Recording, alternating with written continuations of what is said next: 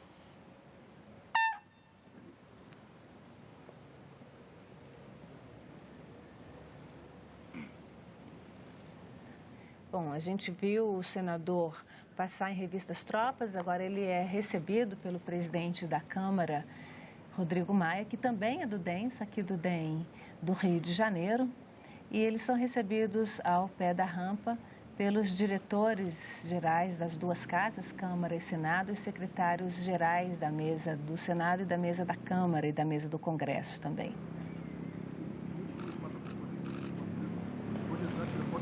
Esse é um momento especial, um momento de honra dessa subida da rampa.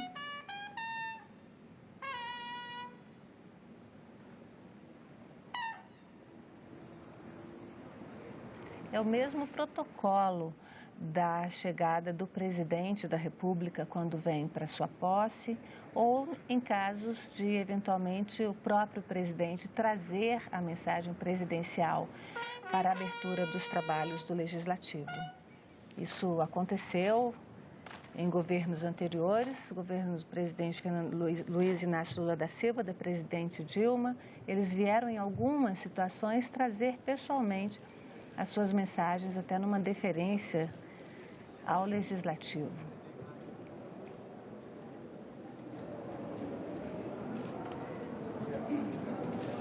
Eles são recepcionados ali por parlamentares, senadores e deputados na entrada do Salão Negro, que é o grande salão de honra, salão festivo do Congresso. O presidente do Supremo Tribunal Federal, Toffoli, o deputado Onyx Lorenzoni, que é, na verdade, o ministro, o articulador político do governo, e ele vem como chefe da Casa Civil trazendo a mensagem do presidente Jair Bolsonaro. A Procuradora-Geral da República também está presente. A Procuradora-Geral da República, Raquel Dodge, também se faz presente.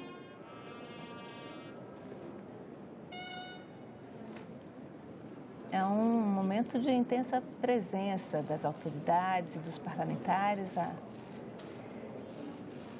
A tradicional foto solene.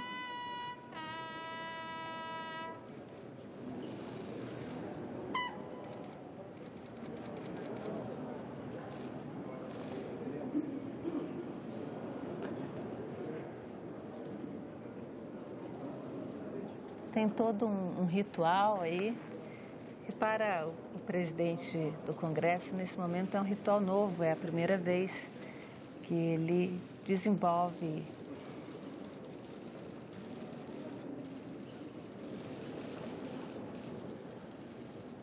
e, em seguida, eles seguem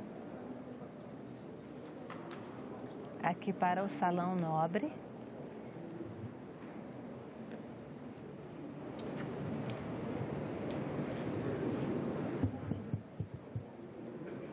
Onde vão aguardar, no Salão Nobre, vão aguardar a chegada do vice-presidente, Hamilton Mourão, que vem também em uma deferência especial nesse momento de começo de governo, vem ao Congresso. Não vai trazer a mensagem presidencial, ela é trazida pelo ministro da Casa Civil, mas vem para prestigiar esse momento solene da vida. É tão importante para o Poder Legislativo quanto ao momento da posse do presidente. Rafael, esse ritual aí é um ritual, para quem está acostumado, é um ritual, né, como todos os rituais, ele deve se repetir da mesma forma, mas sempre tem alguma novidade, como, por exemplo, a presença, essa vinda do vice-presidente agora, né? É, verdade. Essa novidade, ela está assim, bem associada ao conjunto de transformações que nós observamos nesses últimos meses. A presença do vice-presidente está sempre sendo constante em todos esses eventos que demarcam relação entre os poderes.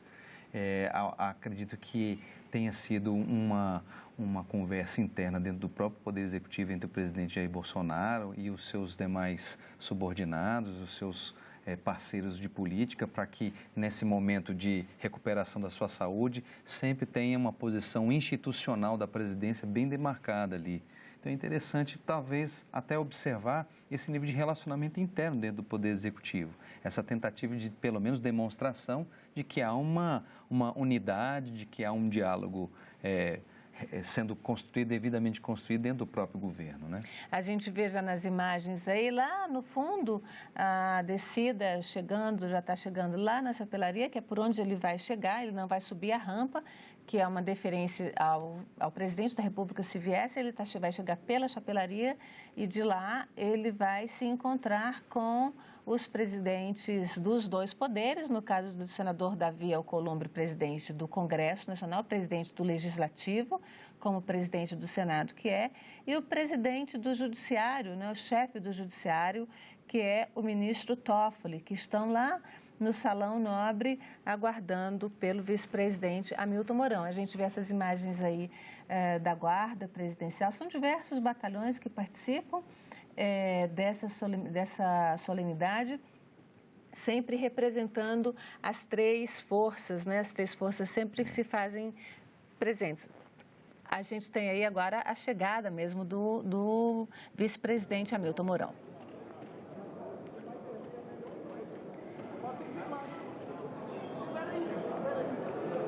Ele entra na chapelaria, de lá ele sobe pelo salão para o Salão Negro e vai encontrar com os demais integrantes dessa cerimônia no Salão Nobre. E só depois, juntos, eles seguirão então para o plenário da Câmara, onde acontece essa cerimônia de abertura dos trabalhos do Legislativo, né? A gente falava desse momento de encontro, né, Rafael? Desse momento dos poderes aí. Como é que você analisa, embora sejam cerimônias repetitivas e sigam um rito muito demarcado, mas com essas mudanças que tem, você falava dessa circunstância política, ela varia de um ano para o outro, né? A gente vê aí a chegada do general Mourão, né? Hamilton Mourão.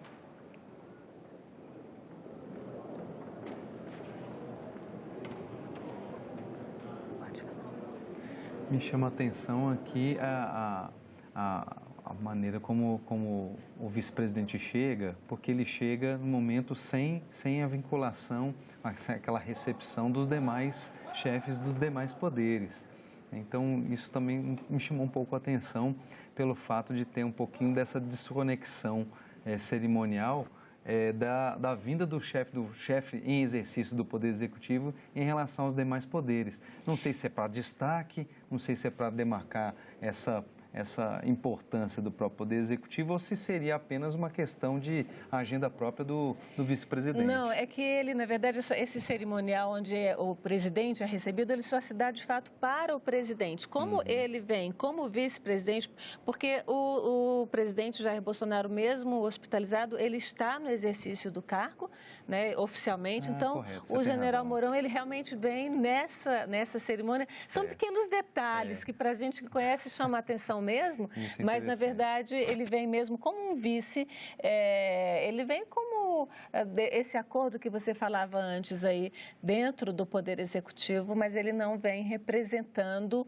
o Poder Executivo. Na verdade, quem vem formalmente, ele vem como vice, como um presidente, como um convidado especial, mas não tem a liturgia do cargo da presidência, como a gente fala, né? Me parece até que essa sua observação é interessante, porque ela faz um contraponto àquilo que eu tinha dito anteriormente. Essa questão do presidente Jair Bolsonaro, mesmo em estado de saúde, em recuperação, manter a sua autoridade como chefe em exercício. E, ao mesmo tempo, estabelecendo o vice-presidente nessa circunstância apenas como mais um representante. Isso também agora me chama a atenção por fato dessa condição bem categórica do presidente manter-se na hierarquia superior, ainda que ele não esteja de corpo presente, né, mandando seus enviados. E aí a gente vê como a liturgia, né, como esses ritos do cerimonial, eles dizem Eles muito, respondem né? exatamente eles dizem, isso mesmo. porque ele vem, como não vem como presidente em exercício, ele vem como um convidado, já que é vice-presidente, ninguém o recebe, ele não entra pela rampa, ele não é recebido, ele é recebido, obviamente, por um dos servidores do Senado e um dos servidores da Câmara, mas não tem aquela liturgia toda especial. É verdade. Né? Dali de onde ele entrou, que é o Salão Nobre, eles vão seguir para o plenário. Só falando um pouquinho dessa questão ainda da liturgia, do cargo, como gostava de falar o ex-presidente José Sarney, que exerceu muito esse papel, né? Essa coisa da liturgia, tinha muito forte.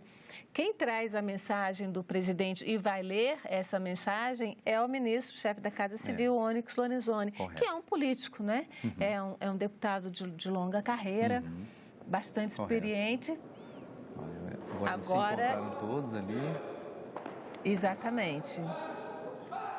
Em uma deferência, os dois presidentes do Senado e da Câmara, o presidente do Senado como presidente do Congresso, esperaram por ele. Agora eles estão indo para o plenário da Câmara, onde vai acontecer a cerimônia em si, né, de abertura dos trabalhos do ano legislativo. A gente vê aí mais uma vez, também uma deferência, ele segue junto com o presidente Davi Alcolumbre do Senado e o presidente Rodrigo Maia da Câmara.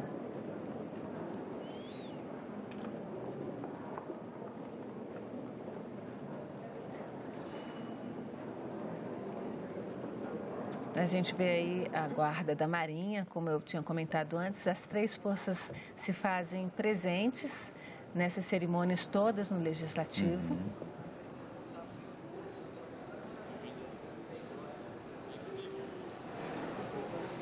É a primeira vez que a gente vê um senador, os dois presidentes das casas do DEM, do Democratas, né? Correto. Como a gente comentava antes. Exatamente. O Senado, predominantemente nas últimas décadas, salvo engano, com exceção do então senador Antônio Carlos Magalhães, que era do antigo PFL, Sim. que seria Democratas hoje, mas todos os outros presidentes, salvo engano, eram do partido MDB, hoje é MDB.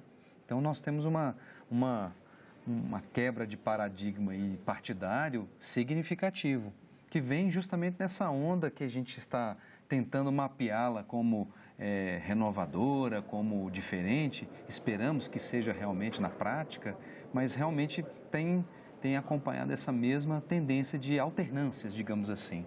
Essas alternâncias agora, num ponto de vista partidário.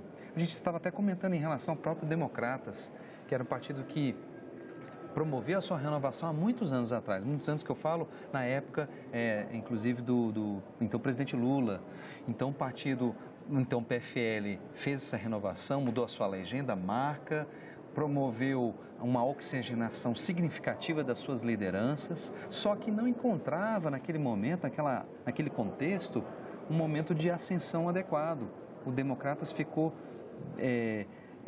do mesmo tamanho ou uma tendência até inclusive de diminuir ao longo dos anos, enquanto havia a predominância do Partido dos Trabalhadores na presidência da República, e agora com essa ascensão do presidente Jair Bolsonaro, com a sua agenda liberalizante da parte da economia / conservadora, dos costumes, o Democratas encontrou um nicho interessantíssimo de ascensão.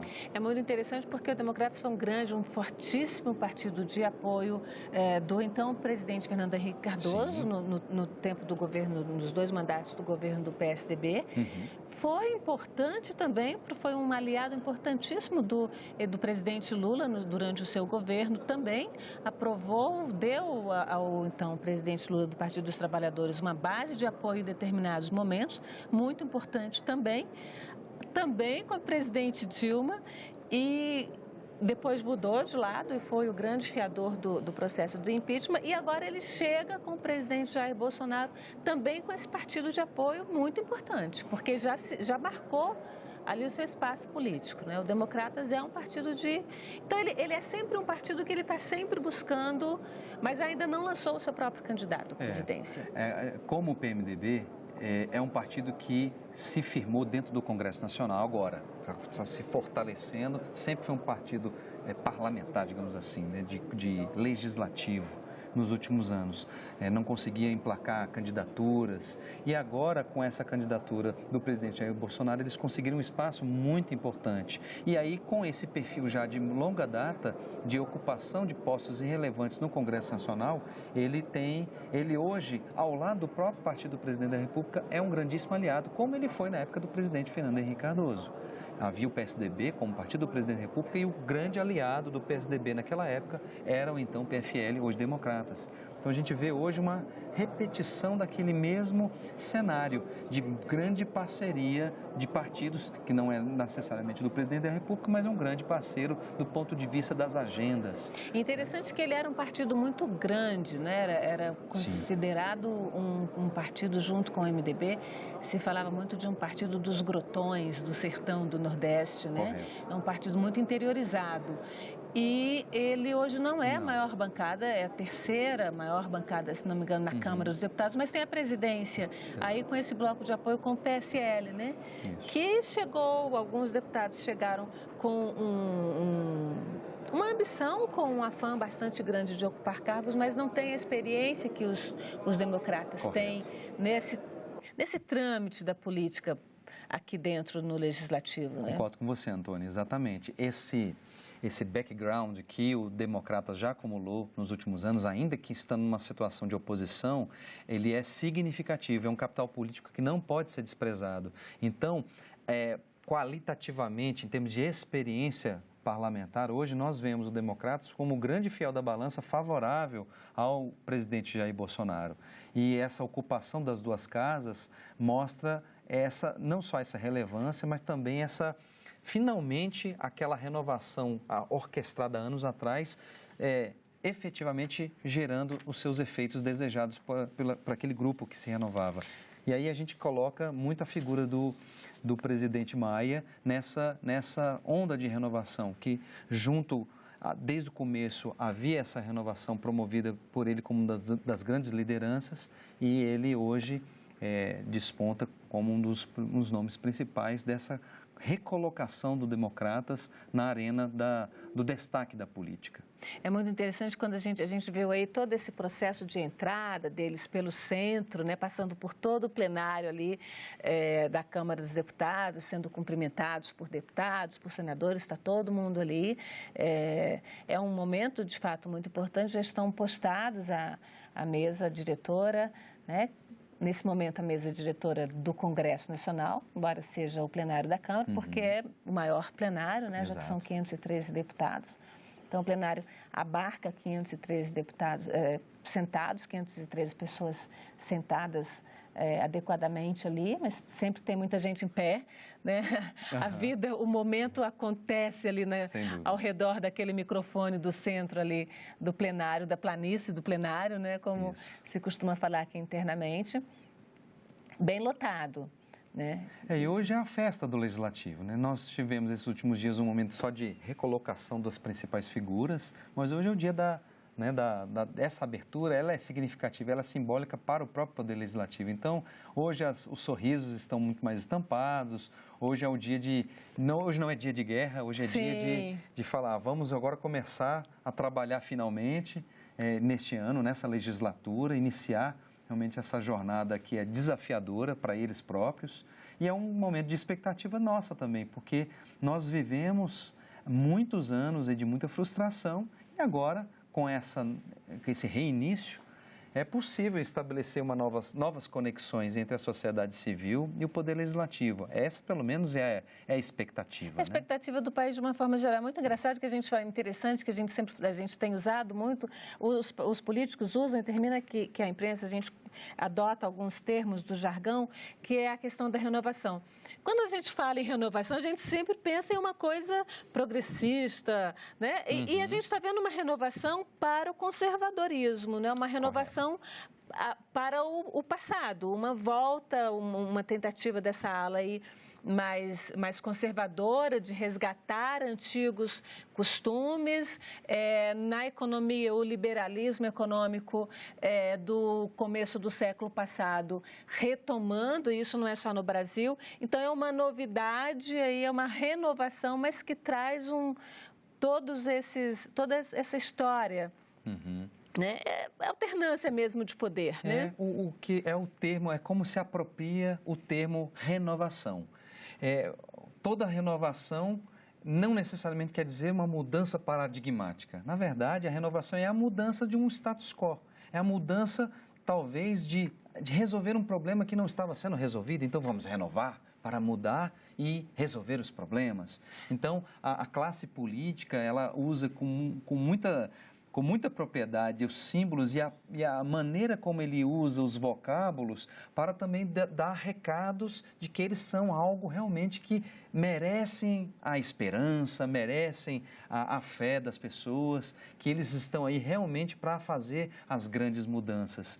Muito bem você colocou aí que as ideias muitas vezes não são as ideias novas, mas são o retorno de ideias que antes não estavam estabelecidas, estavam adormecidas. Talvez o mais apropriado do ponto de vista da linguística seria essa alternância mesmo, né? São porque ondas. A vida se faz mesmo em ondas, né? Os avanços da humanidade se fazem mesmo entre idas e entre fluxos e refluxos, como a gente fala nas marés, né? Não é exatamente, não é uma coisa contínua, né? E as soluções que vão se dando, principalmente pelos dirigentes da política, pelos dirigentes dos países, quando elas não dão certo, elas abrem espaço para outros tipos de mudanças, né? Então, nós enfrentamos nesses últimos anos uma série de crises econômicas, sérias crises das finanças públicas, isso numa linha, numa tendência partidária específica.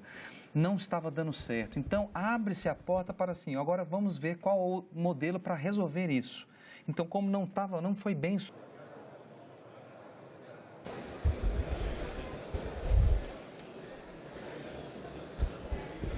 Declaro aberta a sessão solene e inaugurados aos trabalhos da primeira sessão legislativa ordinária da 56ª legislatura.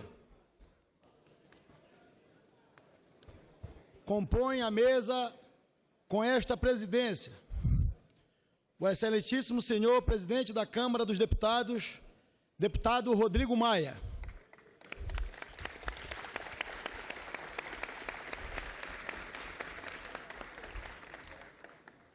o excelentíssimo senhor vice-presidente da República Federativa do Brasil, senhor Hamilton Mourão.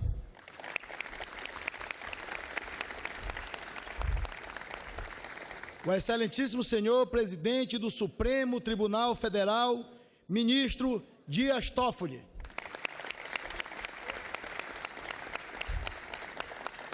O excelentíssimo senhor ministro-chefe da Casa Civil da Presidência da República, senhor Onyx Lorenzoni.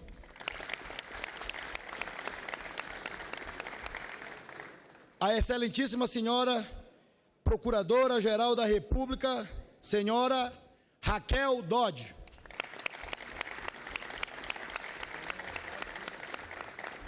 A excelentíssima primeira secretária da Mesa do Congresso Nacional, senhora deputada Soraya Santos.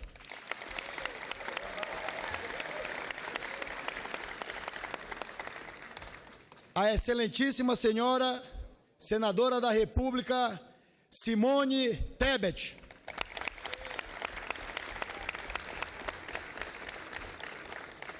O excelentíssimo senhor senador da República, Isalci Lucas.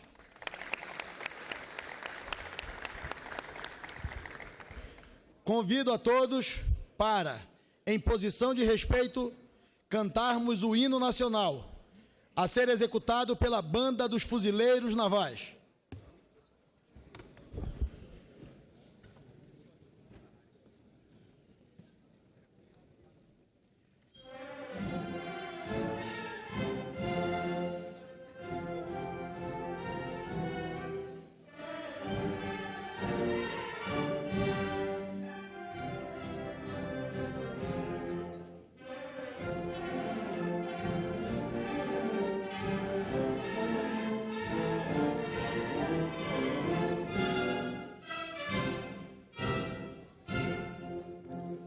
Viram do Ipiranga as margens flácidas de um povo heróico, brado, retumbante. E o sol da liberdade, raios fúlgidos, brilhou no céu da pátria nesse instante. Seu penhor, essa igualdade, conseguimos conquistar com braços fortes. Em teu seio, ó liberdade, desafia o nosso peito à própria morte. Ó pátria amada, idolatrada, salve, salve. Brasil, sonho intenso, raio vívido, de amor e de esperança a terra desce. Se em teu formoso céu, sonho é límpido, a imagem do cruzeiro resplandece. Gigante pela própria natureza, és bela, és forte, pávido colosso. Se o teu futuro espelha essa grandeza, terra dourada, entre outras mil és tu, Brasil, pátria amada. Os filhos desse sol és mãe, gentil, pátria amada, Brasil.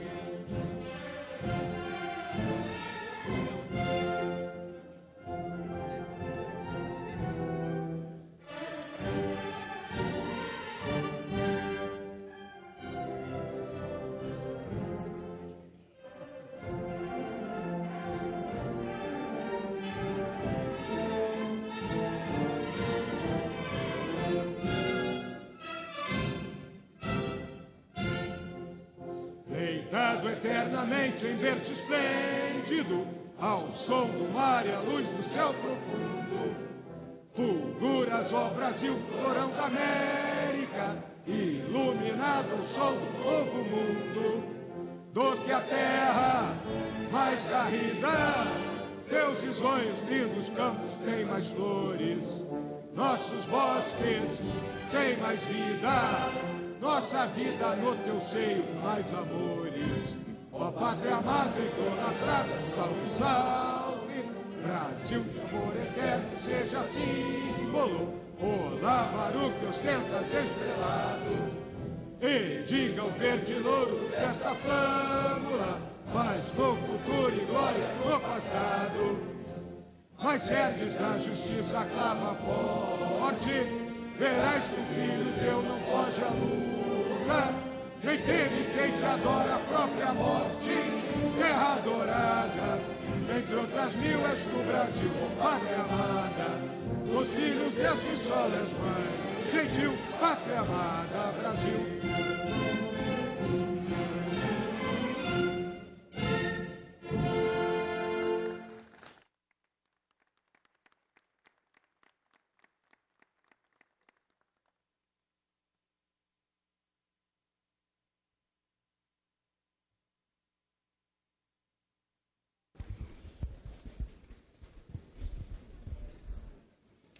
Convido Sua Excelência, o senhor ministro-chefe da Casa Civil da Presidência da República, deputado Onyx Lorenzoni, a entregar a mensagem do Poder Executivo ao Congresso Nacional.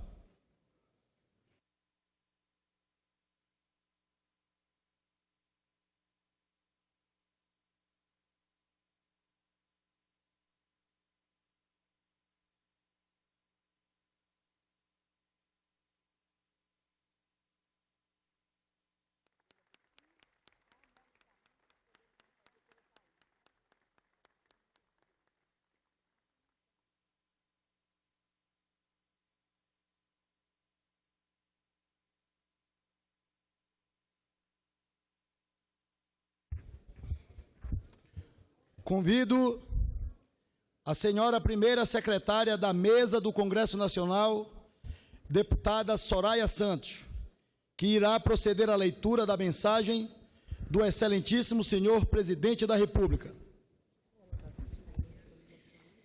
Senhoras e senhores congressistas, o governo brasileiro vem ao Parlamento, na abertura desse ano legislativo, trazer uma mensagem de esperança. Esperança de que falo é a esperança da atitude, da liberdade. Falo ainda da resistência de um povo, de uma nação. O Brasil resistiu há décadas de uma operação cultural e política destinada a destruir a essência mais singela e solidária de nosso povo, representada nos valores da civilização judaico-cristã. Esse processo começou pela dominação cultural nos espaços de formação e informação. Passou pela ocupação do poder nas estruturas públicas e instituições. E, por fim, chegou ao próprio governo. O Estado foi assaltado. O erário foi colocado à disposição de tiranetes mundo afora. E a democracia ficou vulnerável diante de tamanha dilapidação moral e ética. Os brasileiros, especialmente os mais pobres, conhecem o resultado da era que terminou. A pior recessão econômica da história nos foi legada. 13 milhões de desempregados. Isso foi resultado direto do maior esquema de corrupção do planeta, criado para custear um projeto de poder local e continental. O combate à miséria foi limitado à maquiagem nos números. Indicadores foram alterados para fins de propaganda, sem implicar melhoria nas condições da vida da população. A criminalidade bateu recorde, fruto do enfraquecimento das forças de segurança e de leis demasiadamente permissivas. O governo de então foi tímido na proteção da vítima e efusivo na vitimização social do criminoso. A mentalidade era: quem deve ir para o banco dos réus é a sociedade. Isso acabou. O governo brasileiro declara guerra ao crime organizado, guerra moral, guerra jurídica, guerra de combate. Não temos pena e nem medo de criminoso. A eles sejam dadas garantias da lei e que tais leis sejam mais duras. Nosso governo já está trabalhando nessa direção. Os mais vulneráveis foram os que mais sofreram com a degradação da segurança. Mulheres, crianças, pobres e negros eram objetos de discurso, mas não de políticas consistentes de proteção. Não vamos descansar enquanto o Brasil não for um país mais seguro, em que as pessoas possam viver em paz com suas famílias. Nas relações internacionais, o Brasil deu as costas para um mundo livre e desenvolvido. Na saúde, o povo foi abandonado e os índices de mortalidade infantil voltaram a subir, depois de décadas de queda. O meio ambiente virou bandeira ideológica, prejudicando quem produz e quem preserva.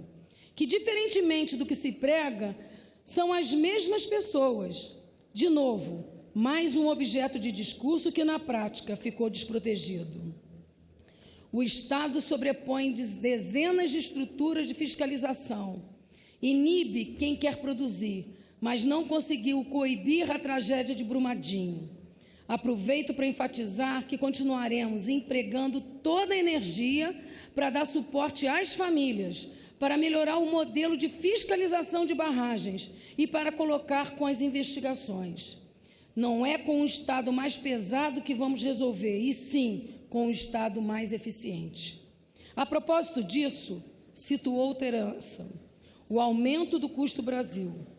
Com carga tributária impeditiva, modais logísticos insuficientes e burocracia paralisante, formou-se uma combinação que, além de não proteger o meio ambiente, destruiu nossa produtividade e a nossa competitividade. Nosso país, de dimensões continentais e com uma população plural e de espírito livre, rejeitou essa forma de governar. Caiu por terra a mentira, e eis que vimos nascer a verdade e a esperança de quem quer seguir em frente. É fato que essa nova esperança se materializou em 2018. A esperança do trabalhador, do empregador, do cidadão do Brasil mais profundo, de todos que lutam de sol a sol para proteger suas famílias e serem felizes. Nós, Executivo e Legislativo, temos grandes responsabilidades. A conscientização e a concretização dos nossos sonhos começa por acreditar mais no Brasil e nos brasileiros do que nas soluções de Brasília. É verdade, e acima de tudo, não esquecer, governamos para Sua Excelência a população brasileira. É hora de a administração pública voltar a servir, a resolver os problemas da nação. E é isso que significa dizer mais Brasil, menos Brasília. O Estado brasileiro, ao longo do tempo, foi se voltando muito para si e pouco para a sociedade. É uma máquina que se retroalimenta e não percebe os anseios das pessoas, especialmente dos mais necessitados. O Brasil precisa voltar seu olhar para a vida real. Afinal, o Estado deve estar a serviço da sociedade e não o contrário. A realidade acontece nos municípios, nos mais de 5.000 rincões de vários sotaques que moldam a nação brasileira. Logo, a mudança que queremos e precisamos passa pela união das pessoas de bem, pela coragem dos que conosco irão resistir a todos os ataques que virão pela frente. Passa não só pela escolha de ministros, com trajetória de serviços prestados à nação, como também pelos representantes escolhidos pela população brasileira. Portanto, senhores congressistas, para construir uma nova esperança ao lado das senhoras e dos senhores ante o nosso governo, precisa deixar claro o que rejeita. Para saber por onde queremos ir, é preciso primeiro entender o caminho que se deve evitar. E nós, com a imensa maioria dos brasileiros, rejeitamos as ditaduras, a opressão. Rejeitamos as ditaduras, a opressão, o desrespeito aos direitos humanos. Rejeitamos também os modelos que subjugam o poder legislativo e os demais poderes, seja por corrupção, seja por ideologia ou por ambas. Rejeitamos ainda a perseguição à oposição, a quem pedimos apenas respeito ao país e a dignidade no exercício do seu legítimo papel. Olhar para trás e ver o que está errado faz parte do aprendizado para o futuro. Mas, feito isso, é hora de olharmos para frente e levar o Brasil adiante. Um país só é livre se livre é seu parlamento.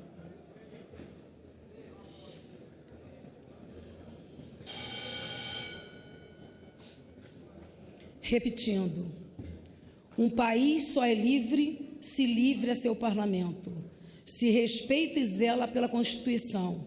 E um país só é desenvolvido se o seu parlamento tem responsabilidades com a evolução, com a transformação e com o progresso.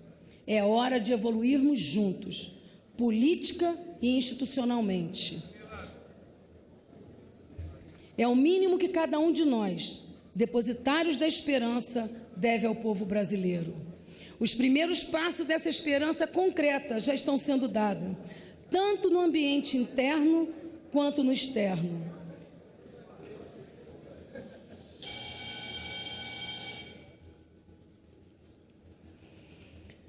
Os primeiros passos dessa esperança concreta já estão sendo dados, tanto no ambiente interno quanto no externo. O Brasil volta a ser olhado pelo mundo como um lugar inseguro, muito seguro para investir, repleto de oportunidades. E mais do que isso, nossos empreendedores começam a recuperar a coragem para gerar emprego e renda. Os níveis de confiança melhoraram, a taxa de investimento parou de cair. Os postos de trabalho voltaram a ser criados e a renda real das famílias começou a dar sinais de melhoria. Estamos conscientes, nós e todos os transformadores e formadores de opinião responsáveis. O grande impulso deste novo ambiente virá com o projeto da nova presidência, retificando, da nova previdência, que é uma pauta de fundamental importância. Estamos concedendo uma proposta moderna e, ao mesmo tempo, fraterna, que conjuga o equilíbrio atuarial com o amparo a quem mais precisa, separando previdência de assistência, ao mesmo tempo em que se combate fraudes e privilégios. A nova Previdência vai materializar a esperança concreta de que nossos jovens possam sonhar com seu futuro por meio de poupança individual da aposentadoria. Um dos itens que está sendo formulado é uma iniciativa que procura elevar a taxa da poupança nacional, criando condições de aumentar os investimentos e o ritmo de crescimento. É um caminho consistente para liberar o Brasil do capital internacional. Ao transformar a Previdência, começamos uma grande mudança no Brasil. A confiança sobe, os negócios fluem, o emprego aumenta. E eis que se inicia um círculo virtuoso da economia. Eis que se inicia um ciclo virtuoso na economia. Não tenham dúvida disso.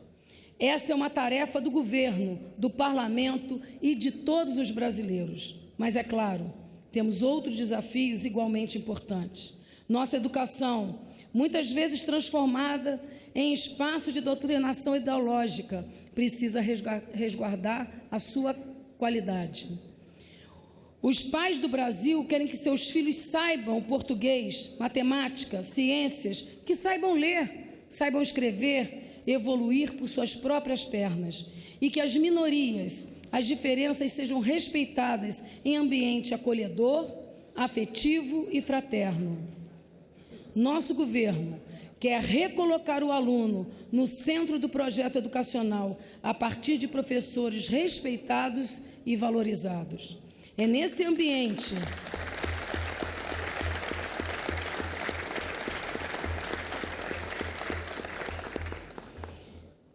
ambiente de liberdade que queremos desenvolver nossas crianças. E é liberdade que queremos oferecer também a quem trabalha, a quem empreende, a quem investe. Queremos abrir o Brasil para as parcerias com a iniciativa privada, seja de capital nacional, seja de capital externo, desde que se cumpram todas as exigências legais. Vamos defender sempre a liberdade de opinião, de crença, de imprensa, de manifestação religiosa e de pensamento. Temos uma equipe de ministros e técnicos altamente qualificadas, um time de ponta. Queremos transformar o país a partir de estudos sólidos e fundamentados que estão sendo elaborados pelos ministros em suas respectivas áreas. Juntamente com o Congresso Nacional, vamos resgatar o Brasil. Já somos um grande país. Iremos juntos transformar esse país em uma grande nação. Pátria amada Brasil, muito obrigada. Jair Messias Bolsonaro, presidente da República Federativa do Brasil.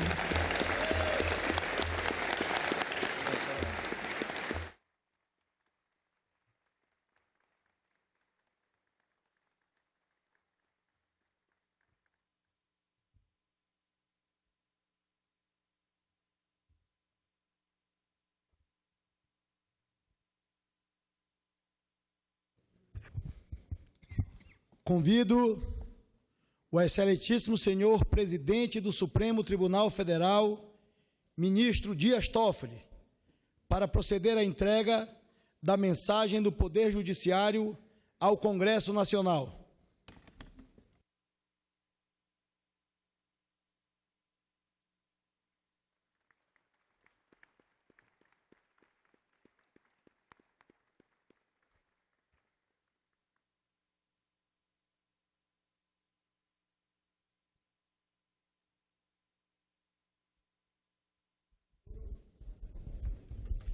Tenho a honra de conceder a palavra ao presidente do Supremo Tribunal Federal, ministro Dias Toffoli.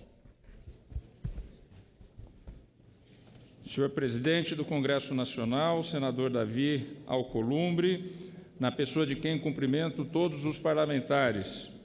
Senhor presidente da Câmara dos Deputados, deputado Rodrigo Maia, senhor vice-presidente da República, general de Exército Hamilton Mourão, na pessoa de quem cumprimento todas as autoridades do Poder Executivo, senhor ministro-chefe da Casa Civil da Presidência da República, senhor Onyx Lorenzoni, senhora doutora Procuradora-Geral da República, doutora Raquel Dodge, senhora primeira secretária da Mesa do Congresso Nacional, deputada Soraya Santos, senhora senadora Simone Tebet, senhor senador Isalci Lucas, senhoras e senhores servidores desta casa, e sempre que venho ao Congresso Nacional, eu costumo saudá-los com muito carinho, porque aqui trabalhei 5 anos.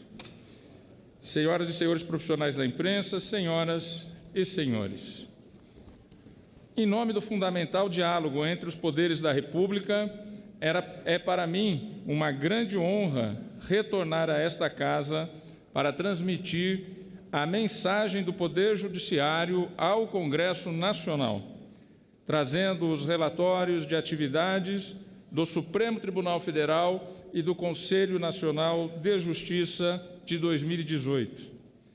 Trata-se de uma solenidade tipicamente republicana, que se renova periodicamente para celebrar a plenitude de nossas instituições democráticas, fundadas na unidade, no equilíbrio e no respeito mútuo, que deve conduzir a relação entre os 3 poderes da República, essenciais para o desenvolvimento da nação brasileira. O diálogo interinstitucional entre os 3 poderes tem sido fundamental para impulsionar as reformas estruturantes necessárias ao avanço do desenvolvimento nacional e ao aprimoramento do sistema judicial brasileiro. É o caso, por exemplo, dos pactos republicanos, realizados entre os chefes dos 3 poderes e das 2 casas legislativas dos anos de 2004 e 2009. Podem ser mencionados como fruto desse processo de aperfeiçoamento a reforma do Poder Judiciário, Emenda Constitucional 45, a Lei da Transparência, Lei Complementar 131, de 2009, a Lei de Acesso à Informação 12.527, de 2011, a lei que ampliou a abrangência do tipo penal da lavagem de dinheiro, Lei 12.683, de 2012, a Lei Anticorrupção, Lei 12.846, de 2013, e a Lei das Organizações de Combate às Organizações Criminosas, a Lei 12.850, de 2013. Como se vê, foi o próprio Parlamento e também o Executivo, e com o apoio do Judiciário, que atuaram na formatação deste arcabouço, dessas estruturas legais, que permitiram viabilizar investigações de combate à corrupção. Os resultados de hoje são obra de um processo contínuo de evolução normativa e constitucional, do amadurecimento e do fortalecimento das instituições brasileiras. Com todas as dificuldades e complexidades, o Estado brasileiro, um país de dimensão continental, a 4ª maior democracia do mundo, com seus 208 milhões de habitantes e 147 milhões de eleitores, tem caminhado com passos largos o país no sentido da institucionalidade superando a pessoalidade. Uma grande nação é feita de instituições fortes. As pessoas passam, as instituições ficam. E nesse momento em que já tomaram posse, os novos representantes eleitos pela população, nos poderes executivo e legislativo federal, estaduais e distrital, é necessário que o país retome o caminho do desenvolvimento, volte a crescer, gere empregos, recobre a confiança dos empreendedores e investidores, retome o equilíbrio fiscal e combata o aumento da criminalidade e da violência no país. Por isso, já desde que tomei posse no Supremo Tribunal Federal e antes do primeiro turno das eleições de 2018, venho propondo a celebração de um novo grande pacto entre os três poderes, que envolva reformas fundamentais, que estamos cientes de serem necessárias para a nação brasileira, como a reforma previdenciária e a fiscal e tributária, e que compreenda necessariamente uma repactuação federativa, evitando que estados e municípios cheguem a um quadro de insustentável inadimplência. Também é premente ampliar os esforços em relação à segurança pública, de modo que sejamos capazes de fortalecer o combate à corrupção, ao crime organizado e à epidemia de violência e de homicídios que assola o Brasil. Também é preciso pensar nos pós-reformas. Para isso, há de haver planejamento e diretrizes. A retomada do desenvolvimento do país e o equilíbrio fiscal têm como fins últimos o bem-estar dos indivíduos, a inclusão social e a redução das desigualdades sociais, econômicas e regionais. Somos todos construtores do caminho a seguir. O Poder Judiciário deseja ao Congresso Nacional e a todas as senhoras e senhores parlamentares um ano legislativo de proveitosos trabalhos em prol da construção de uma grande nação mais desenvolvida, mais justa e igualitária. Um 2019 abençoado para o Brasil e todos nós. Muito obrigado pela atenção.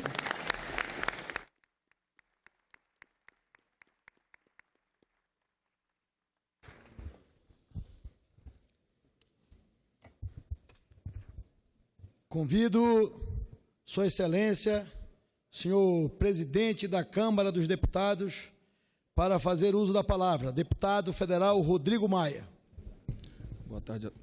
Boa tarde a todos. Cumprimento o presidente do Congresso Nacional, senador Davi Alcolumbre. Cumprimento o vice-presidente da República, senhor Hamilton Mourão. Cumprimento o presidente do Supremo Tribunal Federal, ministro Dias Toffoli. Cumprimento o ministro de Estado-chefe da Casa Civil, senhor Onyx Lorenzoni. Cumprimento a Procuradora-Geral da República, senhora Raquel Dodge. Cumprimento a primeira secretária da Mesa do Congresso Nacional, senhora deputada federal Soraya Santos. Cumprimentando, através dela, todas as deputadas do nosso parlamento. Cumprimento a senhora senadora Simone Tebet, cumprimentando todas as senadoras da República. Cumprimento o senador Isalci Lucas, senhores deputados, senhoras deputadas, senhores senadores. Cumprimento o ministro Sérgio Moro, ministro Fernando Azevedo, senhor ministro Bento Albuquerque, senhor ministro Gustavo Bebiano, senhor ministro Santos Cruz, senhor almirante Ilques Barbosa, senhor tenente brigadeiro do ar Antônio Carlos Bermudes. Cumprimento o presidente do Superior Tribunal Militar, senhor ministro José Coelho Ferreira, vice-presidente do Tribunal de Contas da União, senhora ministra Ana Reis, vice-governador do Distrito Federal Paco Brito, senhoras e senhores. Primeiramente, por marcar o início de uma nova legislatura na qual os brasileiros depositam grandes expectativas, no ano passado a maioria do eleitorado foi às urnas para expressar seu desejo de mudança. E desse movimento que agitou a sociedade como há muito tempo não se via, resultou a maior taxa de renovação do Congresso Nacional desde a eleição da Assembleia Nacional Constituinte em 86. No Senado, mais de 85% das vagas em disputa foram renovadas e na Câmara, quase metade do plenário. Essa grande transformação envolve também o número de partidos com representação no Congresso, o maior desde a redemocratização do país. Sem dúvida, a nova configuração exigirá de nós todos muita responsabilidade e redobrado esforço para que, em cenário fragmentado, construir os acordos necessários ao bom andamento dos trabalhos do Congresso. Isso remete ao segundo motivo do significado especial conferido à presente inauguração de sessão legislativa. Nessa legislatura, precisaremos enfrentar uma pauta de matérias urgentes, de modo a corresponder à vontade da maioria da população indicada pelo resultado das urnas. Nesta pauta, sobressaltam-se temas como as reformas da Previdência e tributária, a retomada do crescimento econômico, a redução da violência, o combate à corrupção e a redução da pobreza no nosso país. A tarefa de adequar o funcionamento do Congresso ao seu novo perfil, ao mesmo tempo deliberar sobre questões de tamanha relevância, apresenta enormes desafios, mas estou certo de que seremos capazes de realizá-la nesta legislatura e continuar honrando a tradição de sintonia dessa instituição com o anseio popular. A esse respeito, peço que permitam apresentar brevemente alguns dados sobre a atividade da Câmara no ano passado. É importante destacar que se tratou de um ano eleitoral, na qual, como de costume, os deputados têm de permanecer por maior tempo em suas bases eleitorais. Além disso, o período foi marcado por intenso debate sobre os rumos do país, envolvendo os mais variados segmentos da sociedade. Mesmo assim, a Câmara aprovou 149 propostas em plenário, 132 projetos de caráter conclusivo na Comissão de Constituição, Justiça e Cidadania, entre os quais foram aprovados em plenário encontros e medidas provisórias, projetos de lei e lei complementar. As matérias tratadas envolveram questões relacionadas a transporte, segurança, energia, economia e acesso a dados, além de outros de interesse da agenda nacional. Agora, passadas as emoções da campanha eleitoral, teremos condições de retomar o ritmo de nossas atividades no âmbito do Parlamento, onde devam prevalecer as regras do debate civilizado e do convívio democrático. Deste modo, poderemos contribuir para solucionar os graves problemas que hoje afligem a maioria dos brasileiros. Se, por um lado, o Brasil apresenta um quadro de inflação controlada e de reservas internacionais altas, por outro, vem experimentando há alguns anos baixo crescimento do PIB e elevada taxa de desemprego. Para tornar a situação ainda mais delicada, o desequilíbrio fiscal levanta uma série de interrogações sobre a capacidade de recuperação da nossa economia. E não se trata apenas da União. Os estados e municípios também estão se defrontando com uma crise sem precedentes. Em muitas unidades da Federação, faltam recursos para pagar o funcionalismo, bem como para custear serviços de educação, saúde e segurança, o que gera graves prejuízos à vida dos cidadãos. Não surpreende que, em tais circunstâncias, 7 governadores já tenham declarado estado de calamidade financeira. Especialistas apontam ser o custo dos sistemas previdenciários estatais, hoje praticamente todos deficitários, uma das principais, se não a maior causa desse desequilíbrio nas contas públicas. Isso ocorre em diversos países em razão das mudanças no mercado de trabalho e da elevação da expectativa de vida, entre outros fatores estruturais. Em busca de estabilidade, muitos destes países já encontram reformando seus sistemas previdenciários. Não é tarefa simples, uma vez que impõe sacrifícios à população. No entanto, para garantir o equilíbrio fiscal, o crescimento econômico, a geração de empregos e o próprio pagamento dos benefícios aos aposentados, é imperativo enfrentar esse desafio e, com mais urgente, menos doloroso sacrifício. Talvez seja esse o maior desafio com o qual nos defrontamos nessa legislatura. A aprovação da reforma da Previdência constituirá indicador seguro de que temos condições de promover também outras mudanças destinadas a estimular o nosso desenvolvimento. A realidade aponta para a necessidade inexorável da reforma. Pode-se discutir, entretanto, questões pontuais envolvidas na sua implementação. O Executivo está ultimando sua proposta e caberá ao Congresso examiná-la na forma, mérito, tempo e diálogo com toda a sociedade. Na condição de representante do povo brasileiro, nossa responsabilidade é muito grande. Devemos aprovar uma reforma adequada às exigências de dinamização da nossa economia. Ao mesmo tempo, precisamos ter sensibilidade para evitar que o sacrifício imposto ao conjunto da população venha a ser demasiado e injustamente distribuído. Outra questão espinhosa que teremos que examinar é a do combate à criminalidade, seja do colarinho branco, seja que ameaça a segurança pública e a tranquilidade do cidadão de modo mais imediato. Como esse problema é complexo, teremos que analisar as propostas apresentadas para solucioná-lo com bastante cuidado. Estou seguro que podemos fazê-lo, levando em conta os diferentes pontos de vista e exercitando a nossa capacidade de diálogo, a atitude que, aliás, sempre deve servir de diretriz à atividade parlamentar. Menciono apenas esses temas para não me estender demais, mas é evidente que muitas outras matérias serão debatidas e votadas ao longo da legislatura que agora se inicia. Cumpre-nos atuar em sintonia com a gravidade do momento, com o anseio da sociedade e com os princípios constitucionais, para que o Congresso siga desempenhando sua missão histórica. Da nossa atuação dependerá não apenas o fortalecimento do Congresso, senão também a da própria reafirmação da democracia representativa, que, apesar de suas imperfeições, é o melhor dos regimes para defender a justiça social e o direito de todos. É nosso dever, portanto, aperfeiçoá-la, estreitando o nosso relacionamento com o cidadão e com as demandas para o bem do Brasil. Bom trabalho e muito obrigado a todos.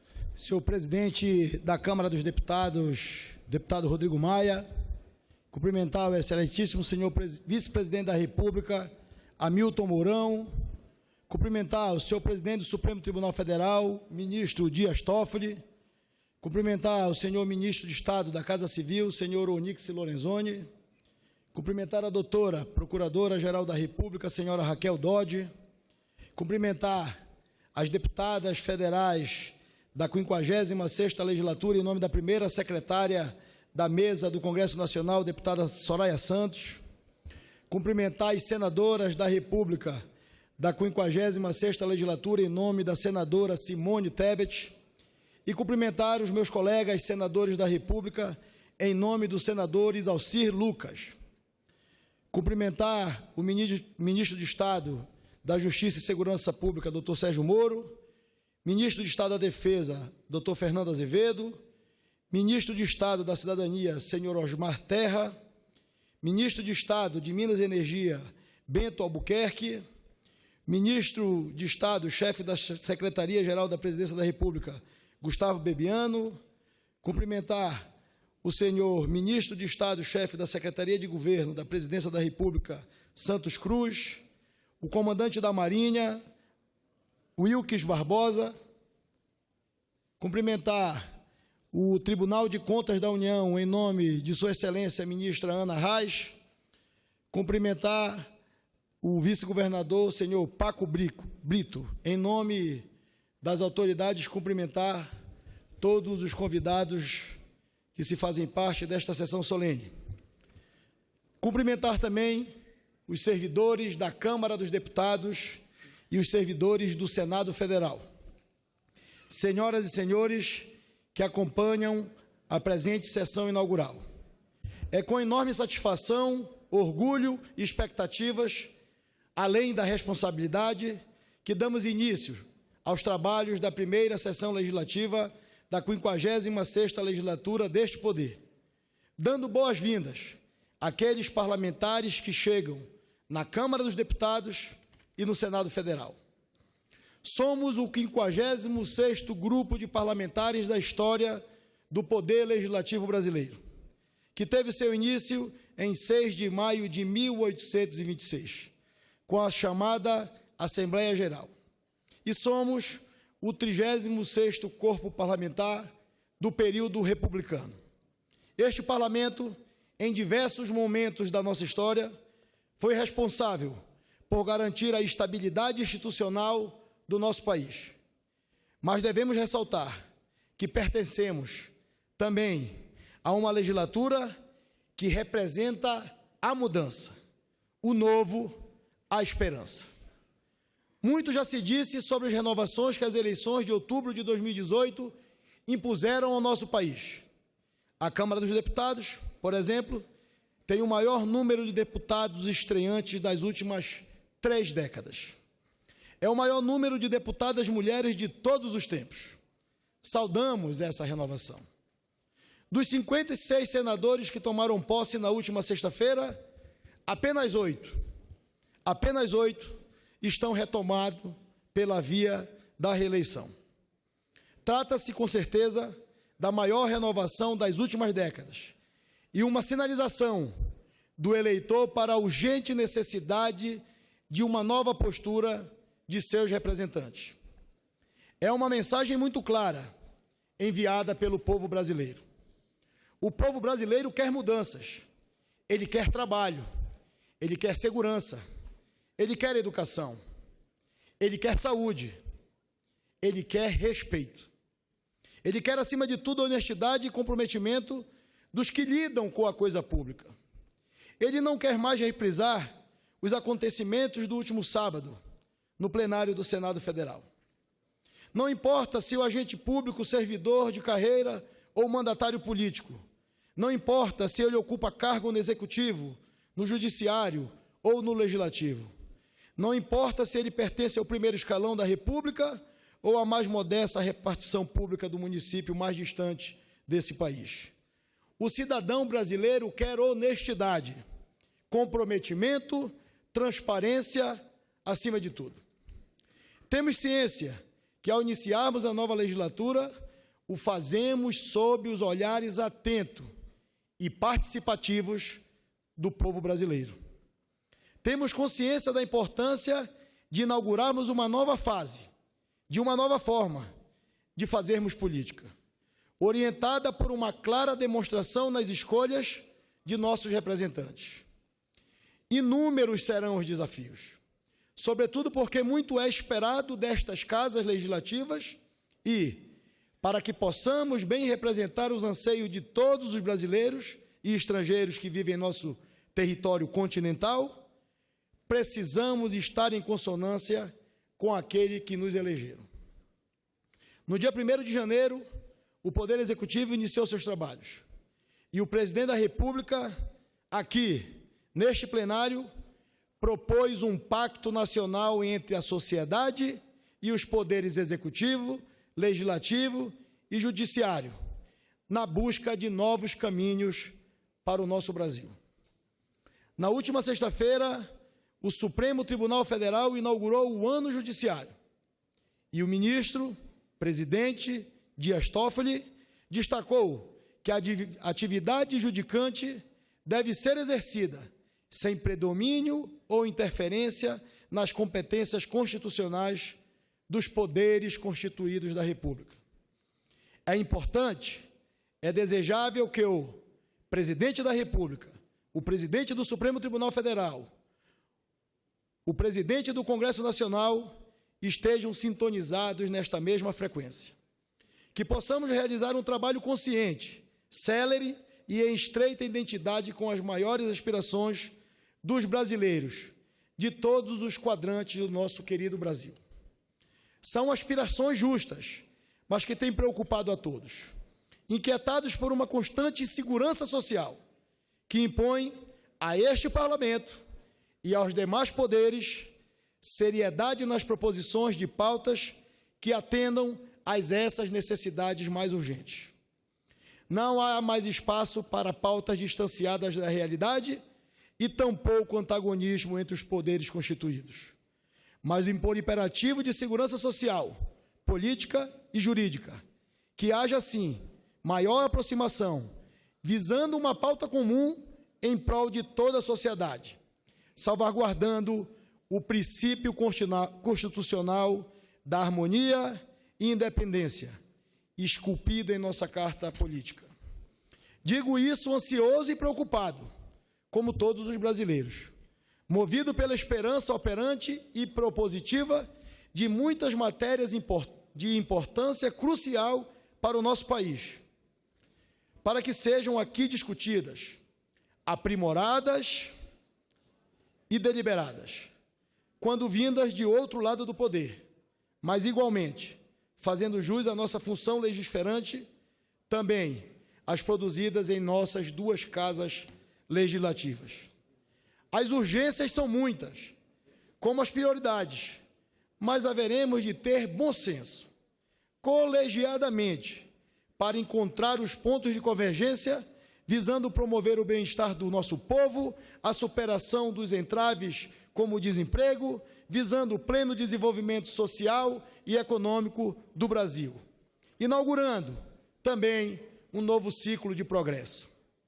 Não há como nos afastarmos ou nos omitirmos quanto aos ajustes prementes e necessários, bem como na avaliação de propostas de reformas sensíveis. A primeira delas, diga-se, a reforma da Previdência. Registre-se de importância vital para o equilíbrio e a sustentabilidade das finanças públicas de todos os entes federados, em especial dos estados da nossa federação.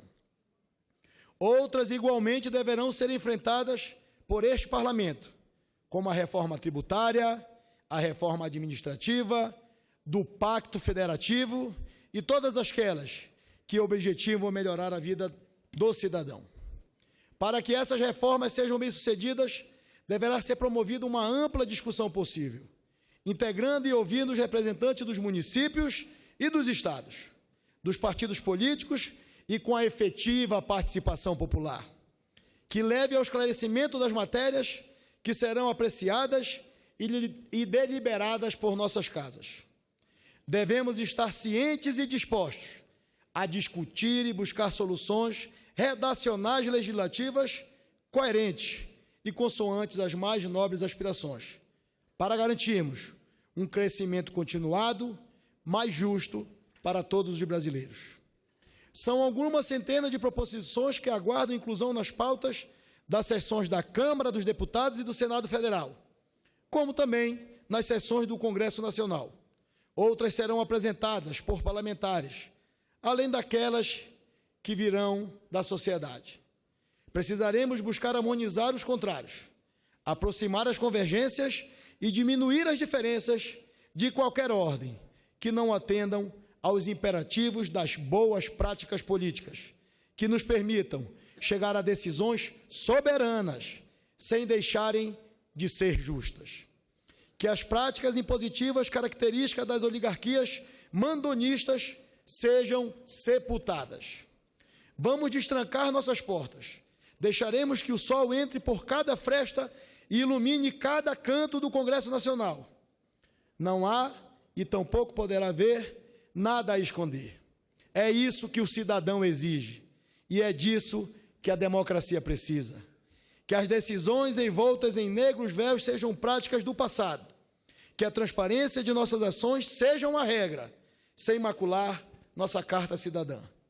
Vamos lapidar melhor nossa democracia, garantir e preservar os direitos fundamentais, conscientes, sobretudo, que temos todos, também, deveres, e almejar deixar para as futuras gerações instituições mais sólidas é o que orgulham a todos nós. A união de todos, pelo bem de todos, deve se sobrepor aos interesses individuais e corporativos e construir-se em compromisso de todos os brasileiros. Os tempos são outros. Todos podem e devem expressar suas opiniões, e as decisões tomadas em nome do povo não podem ser sigilosas. Até mesmo por atravessarmos momentos de crise, como uma maior crise de vulnerabilidade social, econômica e política da história, entendo ser imprescindível que haja maior fiscalização dos poderes por parte da sociedade, para não perdermos o foco e a determinação para superarmos os obstáculos e fortalecermos nossas instituições e o Estado democrático de direito. Para isso, é importante que sejam respeitadas as manifestações de pensamentos, da liberdade responsável da imprensa, o direito de ir e vir e o acesso de todos os brasileiros às melhores condições sociais. Sejamos otimistas, mais austeros, mais eficientes e mais próximos do povo. Não há se falar em minorias ou maiorias, alto ou baixo clero, cidadão de primeira ou segunda categoria. Estamos, no dia a dia, irmanados num princípio da igualdade entre todos. O cidadão, o eleitor deste país, quer participar, quer acompanhar os seus representantes, o que os seus representantes fazem ou se omitem de fazer. É um direito que lhe assiste. E mais do que isso, é um princípio fundamental sem o qual as democracias não perecem. É saudável e desejável que o cidadão seja gradual e permanentemente incluído nas discussões das matérias que lhe dizem diretamente respeito, impondo-se sua inclusão às tecnologias da informação, inserindo-os na rotina política e potencializada na sua participação. Mas não podemos nos limitar às meras palavras. O exemplo precisa ser dado por este Parlamento, em nossas proposições, discussões e deliberações. Vejo isso nas incontáveis manifestações populares que deputados e senadores que estão chegando e que se encontram neste plenário. Devemos começar agora. Vamos tornar isso realidade. O convite que faço aos presentes, aos que nos ouvem e assistem, é franco, despretensioso, simples e direto. Sejamos todos protagonistas da construção de um novo Brasil. Sejam todos bem-vindos e que tenhamos, com a bênção de Deus, uma excepcional legislatura. Muito obrigado.